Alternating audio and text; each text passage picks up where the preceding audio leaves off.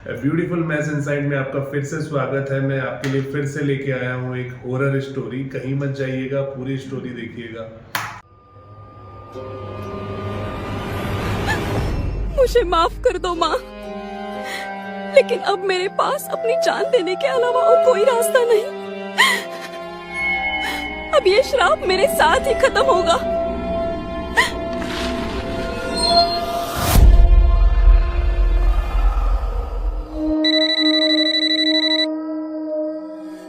क्या सोहा ने फांसी लगाकर जान दे दी? ये नहीं हो सकता। पर उसने ऐसा क्यों किया होगा? मैं आज ही उसके घर जाकर उसकी माँ से बात करूंगी और आखिरकार सोहा के अलावा इस दुनिया में उसकी माँ का और कोई है भी नहीं। नंदिनी और सोहा स्कूल के दिनों में साथ पढ़ती थी। दोनों अच्छी दोस्त थी। कॉलेज के वक्त वो दोनों अलग हो गई क्योंकि नंदिनी अपने माँ बाप के साथ दूसरे शहर रहने चली गई। नंदिनी को जैसे ही सोहा के मौत की खबर मिली, वो सीधे उसके घर उसकी माँ से मिलने चली गई। जब नंदिनी सोहा के घर पहुंची तो उसने देखा कि उनके घर में बेहद अंधेरा था और सोहा की माँ घर के एक कोने में सोहा की तस्वीर लिए रो रही थी। नंदिनी को देखते ही सोहा की माँ उसकी तरफ बढ़ी और उसे पकड़कर रोने लगी। नंदिनी को उन्हें देखकर बेहद दुख हुआ। उसने उनसे सोहा की मौत के बारे में पूछा तो उन्होंने बताया, सब ठीक था, पर एक दिन न जाने कहां से वो एक अजीब सा दिखने वाला बक्सा घर ले आई। जब से वो बक्सा इस घर में आया, सोहा अजीब सी हरकतें करने लगी थी। वो उसे किसी को हाथ नहीं लगाने देती, मुझे भी नहीं। रात रात भर जागकर उस बक्से के पास बैठी रहती, उस बक्से से बात करती। मेरी बेटी पागल सी हो गई थी। नंदिनी ने सोहा की माँ से वो बक्सा मांग लिया।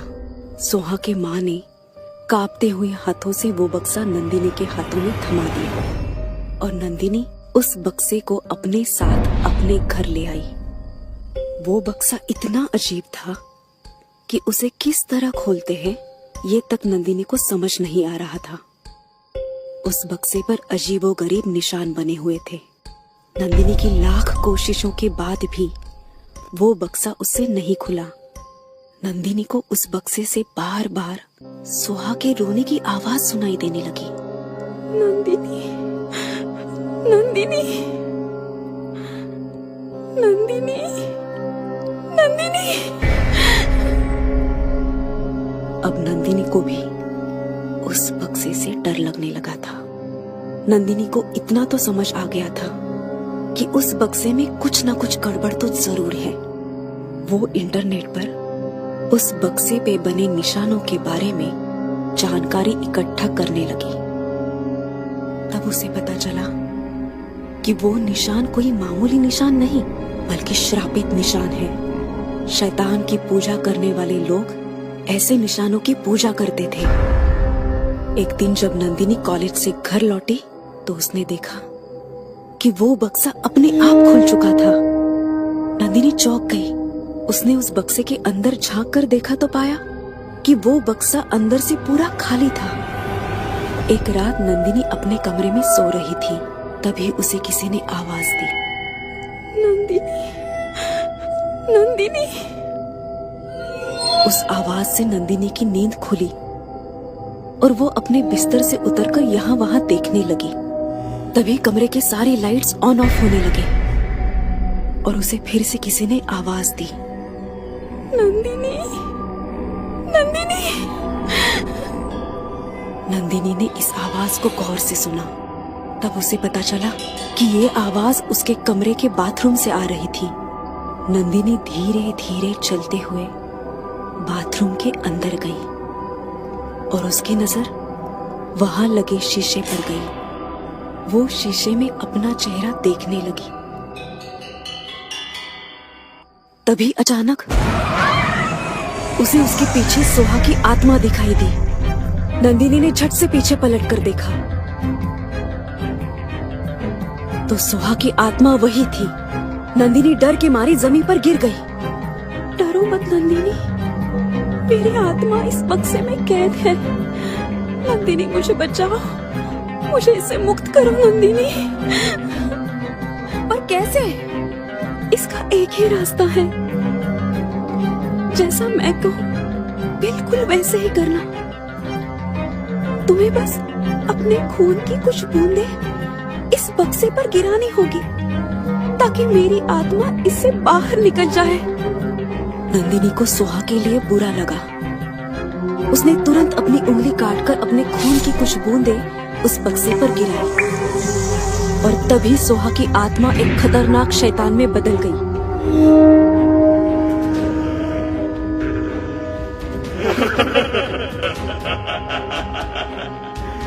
कर देना वही गलती जो सोहा ने की थी। इस बॉक्स पर जो भी अपना खून गिराएगा वो इस बॉक्स का मालिक हो जाएगा और इस मौत के मालिक को इसे 5 दिन के अंदर किसी और को सौंपना होगा, वरना मैं तुम्हें खा जाऊंगा।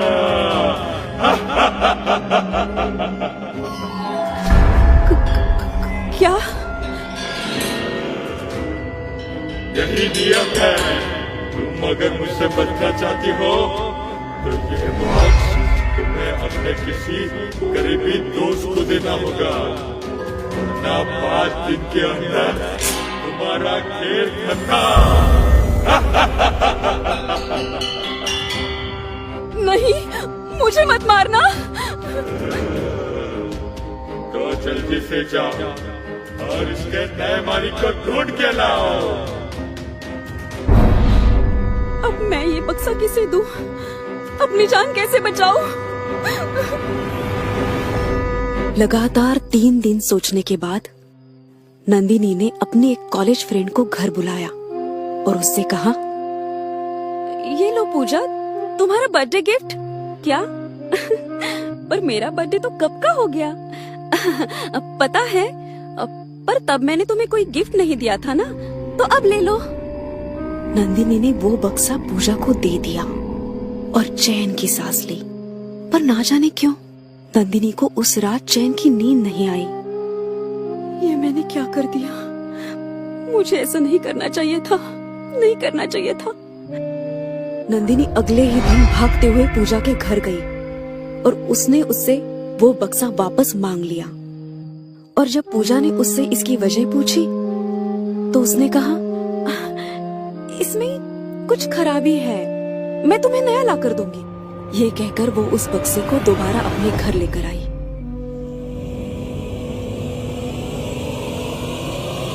उस राक्षस के हाथों मरने से तो अच्छा है कि मैं ही अपनी जान दे दूं। मुझे माफ कर दो मम्मी पापा, मुझसे गलती हो गई।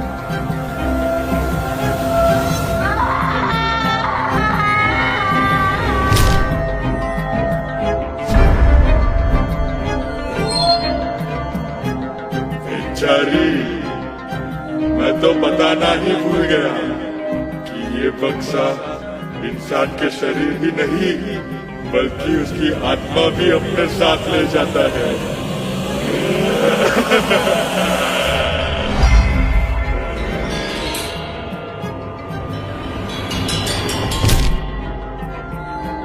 दोस्तों, अगर आपको यह कहानी पसंद आई हो या आप हमारी यानी इंडियन राइटर चैनल की कहानियां एंजॉय कर रहे हैं तो हमारे चैनल को सब्सक्राइब कीजिए और हमारी लेटेस्ट वीडियोस की नोटिफिकेशन के लिए बेल आइकन दबाना मत भूलना। मिलते हैं फिर से अगली कहानी में।